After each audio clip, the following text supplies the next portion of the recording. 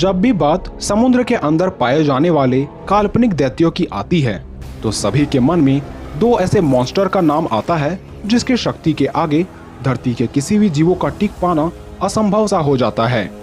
और फिल्मों में इन मॉन्स्टर के बढ़ते क्रेज के कारण कई लोग इसे सच भी मानने की भूल कर बैठते हैं। तो आज के इस वीडियो में अंत तक बने रहें क्योंकि हम बात करेंगे कि क्या हो अगर एक गॉडजिला की लड़ाई शक्तिशाली कथुलू से हो जाए। लेकिन वीडियो में आगे बढ़ने से पहले चैनल को सब्सक्राइब करना ना भूलें। गॉडजिला एक विशालकाय प्रीहिस्ट्रिक और काल्पनिक सी मॉन्स्टर है जिसे कुछ फिल्मों, टीवी शो और बुक्स द्वारा लोगों के बीच काफी मशहूर किया गया। इसलिए इस काल्पनिक सी मॉन्स्टर के आकार को सभी वर्जन में अलग अलग बताया गया है, जिसमें से पहली बार इस दैत्य को साल 1954 में 164 फीट तक बताया गया। वहीं अमेरिकन वर्जन के अनुसार इसे 400 फीट विशाल प्राणी बताया गया और समय के साथ साथ कई टीवी शो में इसकी लंबाई 800 फीट तक बताई गई थी। दरअसल इसके बढ़ते लंबाई का कारण है ऊंची ऊंची इमारतों का निर्माण होते रहना। अब मूवी में इस मॉन्स्टर को बिल्डिंग से ऊंचा दिखाना है तो जाहिर सी बात है इसकी लंबाई भी बढ़ते जाएगी। लेकिन मूवी मेकर्स अपने इस गलती को सुधारते हुए इसे साल 2014 को आई गॉडजिला मूवी में 355 फीट विशाल और 99,000 शॉर्ट टन भारी बताया गया। वहीं साल 2021 में आई गॉडजिला वर्सेस कॉन्ग में इसे 394 फीट विशाल बताया गया, जो चाहे तो कुछ ही पलों में ही तबाही मचाकर रख सकता है। मगर गॉडजिला को लोगों का सेवियर यानी रक्षक बताया गया है। वहीं कथुलू को एक ऐसा जीव माना गया है जो कि हमारे धरती का नहीं किंतु दूसरे ग्रह से आकर धरती के समंदर के गहराइयों में बस गया। इस दानव का सबसे पहला उल्लेख एक अमेरिकन लेखक HP लवक्राफ्ट ने अपने किताब द कॉल ऑफ कथुलू में किया। कथुलू को लेकर ऐसी चर्चाएं हैं कि ये दानव आज भी समुद्र के गहराइयों में कैद है और ये इस कैद से तभी बाहर निकल पाएगा जब तक कि कोई व्यक्ति या अन्य जीव कथुलू के द्वारा निर्मित शहर रेले को ढूंढ नहीं लेता, क्योंकि कथुलू समुद्र के गहराइयों में एक श्राप के कारण कभी निकल नहीं पाएगा। मगर गलती से भी अगर कोई इसके शहर रेले को ढूंढ लेगा तब ये तुरंत कैद से छूटकर धरती को बर्बाद करना शुरू कर देगा। और अगर कथुलू धरती को बर्बाद करना चाहेगा तो ऐसी भी संभावना है कि धरती की रक्षा के लिए गॉडजिला अपनी नींद से जाग जाएगा या फिर इसे नींद से जगा दिया जाएगा। और ऐसे में गॉडजिला की नजर अगर कथुलू पर पड़ेगी तो दोनों के घमासान को रोक पाना नामुमकिन हो जाएगा। ये लड़ाई तभी रुकेगी जब तक कि दोनों में से किसी एक की मौत न हो जाए। और अगर इस लड़ाई में गॉडजिला की मौत होगी तो इसके साथ साथ मानव जाति और इस धरती का भी अंत हो जाएगा। वहीं अगर गॉडजिला इस मुकाबले को जीतता है तो धरती सुरक्षित हो जाएगी। लेकिन इनके बीच लड़ाई से पहले चलिए दोनों की आकार व शारीरिक मजबूती के बारे में बात करें। कथुलू 150 से 160 फीट तक ऊंचा है और इसका वजन करीब 300 टन भारी है।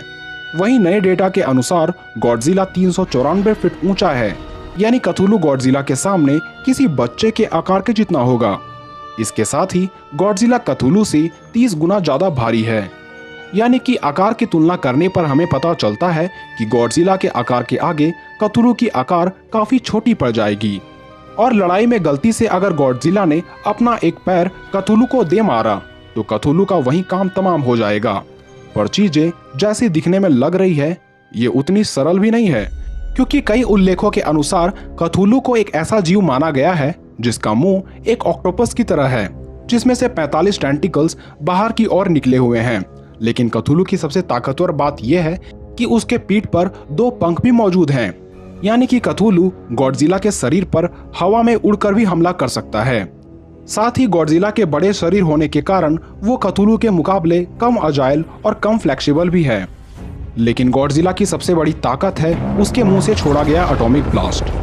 अब जैसा कि आप जानते हैं कि इस विशालकाय दानव का भोजन न्यूक्लियर एनर्जी है, जिसे ये सोख कर जरूरत आने पर अपने दुश्मनों पर एटॉमिक ब्रेथ या ब्लास्ट से हमला करके उसे राख में तब्दील कर सकता है। अब चाहे जीव जमीन में खड़ा हो या आकाश में उड़ ही क्यों ना रहा हो, यानी ऐसी संभावनाएं बढ़ जाती है कि एक गॉडजिला हवा में उड़ते कथुलू पर अपने एटॉमिक ब्लास्ट से उसे धरती पर तुरंत गिरा देगा। लेकिन गॉडजिला को अपने निशाने को बिल्कुल सटीक रखना होगा, क्योंकि ये बात आप जानते होंगे कि गॉडजिला द्वारा छोड़े गए हर एक एटॉमिक ब्लास्ट के बाद इसकी ऊर्जा घटती जाती है। इसलिए अगर गॉडजिला अपने एटॉमिक ब्रेथ को नुकसान करते जाएगा तो एक ऐसा भी समय आ जाएगा कि गॉडजिला में ऊर्जा की भारी मात्रा में कमी पाई जाएगी, जिसके बाद कथुलू ही गॉडजिला पर भारी पड़ जाएगा। साथ ही कथुलू की ताकत यही खत्म नहीं होती, क्योंकि एचपी लवक्राफ्ट ने अपने किताब में बताया कि गॉडजिला की आंखों को हिप्नोटाइजिंग माना गया है, यानी कि अगर इसके आंखों को एक बार कोई देख ले तो ये उसे सम्मोहित कर लेगा। लेकिन कथुलू की ये ताकत तभी काम करती है जब अंतरिक्ष के सभी तारे निर्धारित रेखा पर हो जाए, और कंडीशन अगर ऐसी ही बनती हो तो कथुलू जरूर गॉडजिला के आंखों में देखेगा। और कथुलू अगर अपने योजना में सफल हो जाता है तो जो गॉडजिला धरती का रक्षक था, अब वही गॉडजिला कथुलू के साथ मिलकर धरती का विनाश करने पर उतारू हो जाएगा, और इस प्रकार एक छोटे आकार का कथुलू गॉडजिला पर भारी पड़ जाएगा। लेकिन अगर ऐसा नहीं होता, अगर तारे एक निश्चित रेखा में अलाइन नहीं होते और गॉडजिला का निशाना सटीक नहीं भी लगता, तो गॉडजिला कथुलू को जमीन में पटक कर उसे मार डालता, क्योंकि गॉडजिला सभी दैत्यों का राजा होता है। वहीं कथुलू एक एलियन दैत्य है, इसलिए गॉडजिला कथुलू को मार डालता। खैर, इस पर आपकी क्या राय है, हमें कमेंट में जरूर लिखें।